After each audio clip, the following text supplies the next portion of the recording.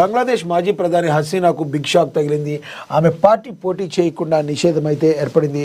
బంగ్లా మాజీ ప్రధాని షేక్ హసీనాకు అక్కడ తాత్కాలిక ప్రభుత్వం బిగ్ షాక్ ఇచ్చింది. ఎన్నికల్లో పోటీ చేయకుండా షేక్ హసీనా పార్టీ అవామీ లీగ్పై నిషేధం విధించింది యూసేన్ సర్కార్. ఇప్పటికే షేక్ హసీనాపై అవినీతి కేసులు పెట్టి వాటిలో మరణశిక్ష కూడా విధించేలా చేస్తుంది ప్రభుత్వం. ఆమెకు అన్ని దారులు మూసుకుపోయేలా చేస్తుంది. సాధారణ ఎన్నికలు కనుక జరిగితే అవామీ లీగ్ ఘన విజయం సాధిస్తుంది. అదే జరిగితే షేక్ హసీనాపై కేసులన్నీ వీగిపోతాయి. ఇదే విషయాన్ని రీసెంట్గా షేక్ హసీనా కూడా చెప్పారు. కానీ ఆమెకు అవకాశం ఇవ్వకుండా ఉండడానికి అవామీ లీగ్పై ఎన్నికల్లో పోటీ చేయకుండా బ్యాన్ విధించినట్లుగా అర్థమవుతుంది. అలా ఆమెకు కొన్ని దారులు మూసివేసిన భారత్పై ఒత్తిడి పెంచేందుకు యూనస్ ఆధ్వర్యంలోని తాత్కాలిక ప్రభుత్వం కుట్రలు చేస్తుందన్న ఆరోపణలు కూడా వినబడుతున్నాయి. ఒక రకంగా చెప్పాలంటే పాకిస్తాన్ నుంచి మరి విడిపోయిన తర్వాత బంగ్లాదేశ్ మంచిగా పాలన చేసుకోవచ్చు. కానీ నీచపు బుద్ధి వక్రపు బుద్ధితో మరి ఇప్పటికీ కూడా భారతదేశం మీద మరి విషం చిమ్ముతూ ఉన్న దేశాల్లో ఈ బంగ్లాదేశ్ కూడా వెళ్ళిపోతున్న పరిస్థితి. ఏదేమైనప్పటికీ కూడా మరి హసీనాకు ఇదైతే ఒక బిగ్ షాక్ అనే చెప్పాలి. తాను మరి సాధారణ ఎన్నికలు జరుగుదు అనుకుంది కానీ అలా జరిగే అవకాశం అయితే కనపడినట్లుగా అయితే కనబడుతుంది. ఇక సాగు చేస్తేనే డబ్బులు జమని మనం చూసాం ఇందాకడ.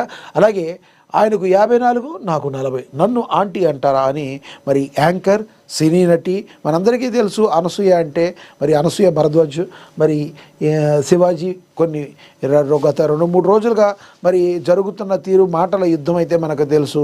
మరి శివాజీ ఒక విషయంలో ఒక సినిమా ప్రమోషన్లో భాగంగా మాట్లాడిన ఒక మాటని మరి ఎవరు ఖండించిన ముందు అనసూయ అయితే మరి తనకు అనుయాయించుకుందో ఏమో కానీ తాను మాత్రం మరి రియాక్ట్ అయింది. దాన్ని శివాజీ కౌంటర్ చేయటం మరి జనాల్లో కూడా ఒక స్పందన కూడా చూస్తే ఒక రకంగా శివాజీకి మద్దతు తెలుపుతున్న మద్దతుదారుల సంఖ్య ఎక్కువగా. అతను 1-2 మాటలు ఏదైనా తప్పుగా మాట్లాడినా అతని ఇంటెన్షన్ అది కాదని సామాన్య ప్రజలు శివాజీకి మద్దతు తెలుపుతున్న పరిస్థితిని కూడా మనం సోషల్ మీడియాలో గత కొన్ని రోజులుగా చూస్తున్నాం, ఇప్పటికీ చూస్తూనే ఉన్నాం. చూద్దాం అసలు తన వయస్సు వ్యక్తిత్వాన్ని టార్గెట్ చేస్తూ వస్తున్న విమర్శలపై అనసూయ సోషల్ మీడియా వేదికగా ఘాటుగా కామెంట్స్ చేశారు. సమాజంలో అణచివేతకు గురవుతున్న ఒక వర్గం తరపున మాట్లాడటమే తన ఉద్దేశమని అనసూయ భరద్వాజ్ పేర్కొన్నారు. ప్రధాన సమస్యను వదిలేసి తనను ఆంటీ అని పిలుస్తున్న వారిపై ఆమె సెటైర్లు వేశారు. నాకు 40 ఏళ్ళు, ఆయనకంటే శివాజీకి 54 ఏళ్ళు అనుకుంటా. మేమిద్దరం మా వృత్తి కోసం ఫిట్నెస్ను గ్లామర్ను మెయింటైన్ చేస్తున్నాం. కానీ నన్ను ఆంటీ అంటున్న వారు ఆయన మాత్రం గారు అని పిలుస్తున్నారు. ఇందులో ఉన్న హిపోక్రసీ ఏంటో అర్థం కావడం లేదని ఎద్దేవా చేశారు. చివరిగా అబ్జలన్ బర్ఖరార్ రఖ్నా హమ్ జల్వా బర్ఖరార్ రఖేంగే. మీ కుళ్ళును మీరు అలాగే ఉంచండి, నా జల్వాను నేను చూపిస్తూనే ఉంటానంటూ తనదైన శైలిలో కౌంటర్ ఇచ్చారు అనసూయ. సామాన్యంగా కొంతమంది ఎప్పుడు కూడా అనునిత్యం వార్తల్లో ఉండడానికి చూస్తూ ఉంటారు. మరి వాళ్ళల్లో అలా ఎప్పుడు కూడా ఏదో ఒక వార్తల్లో హాట్ టాపిక్గా ఉండడంలో మన అనసూయ గారు కూడా ఎప్పుడు ఇలానే ఉంటూ ఉంటారు.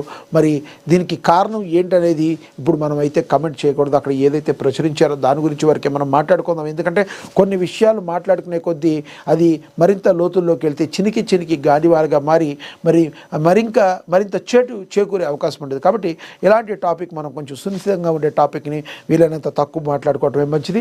ఏదేమైనప్పటికీ మరి మీ యొక్క కుళ్ళును మీతో అట్పెట్టుకోండి. నా వయసు అయితే 40, శివాజీ గారు మరి ఆయన వయసు అయితే 54.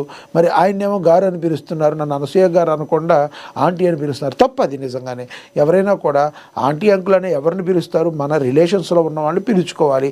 అంతేగాని వయసుతో సంబంధం అనేది చాలా తప్పు. అది మరి ఒక రకంగా అనసూయ మాట్లాడే మాటల్లో వాస్తవం ఉన్నప్పటికీ కూడా సంబంధం లేని విషయాల్లో తలదూర్చడం అనేది మరి 1-4 సార్లు మరి అనసూయ గారు కూడా ఆలోచించుకోవాలి. ఎవరైనా కూడా మిమ్మల్ని ఏదైనా ట్యాగ్ చేసి మాట్లాడాలి కానీ ఎవరినో అన్నదానికి అందరినీ కలుపుకుని నేను సమాధానం చెప్తానని మీరు తగ్గించుకోకూడదని చెప్పి ఎంతోమంది హితవు అయితే పలుకుతున్నారు. మీరేమనుకుంటున్నారు?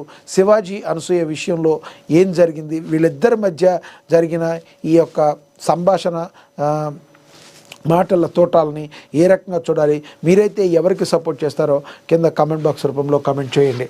ఇక కర్ణాటకలో పెను విషాదం. ట్రావెల్స్ బస్సును ఢీకొట్టిన కంటైనర్, 17 మంది సజీవ దహనం. ఇది చాలా దారుణం. క్రిస్మస్ పండుగ వేళ కర్ణాటక రాష్ట్రంలో అత్యంత విషాదకరణ ఘటన చోటు చేసుకుంది. తెల్లవారుజామున ప్రయాణికులు గాఢ నిద్రలో ఉండగా మృత్యు అగ్ని రూపంలో వచ్చి కబళించింది. చిత్రదుర్గ జిల్లాలో జరిగిన ఘోర రోడ్డు ప్రమాదంలో 17 మంది ప్రయాణికులు సజీవ దహనమయ్యారు. ఒక ప్రైవేట్ బస్ కంటైనర్ లారీ ఢీకొట్టడంతో రేగిన మంటలు క్షణాల్లో విస్తరించి పెను విషాదాన్ని నింపాయి. సీబర్డ్ ప్రైవేట్ ట్రావెల్స్కు చెందిన బస్సు బెంగళూరు నుంచి గోకర్ణ వైపు వెళుతుండగా ఈ ప్రమాదం జరిగింది.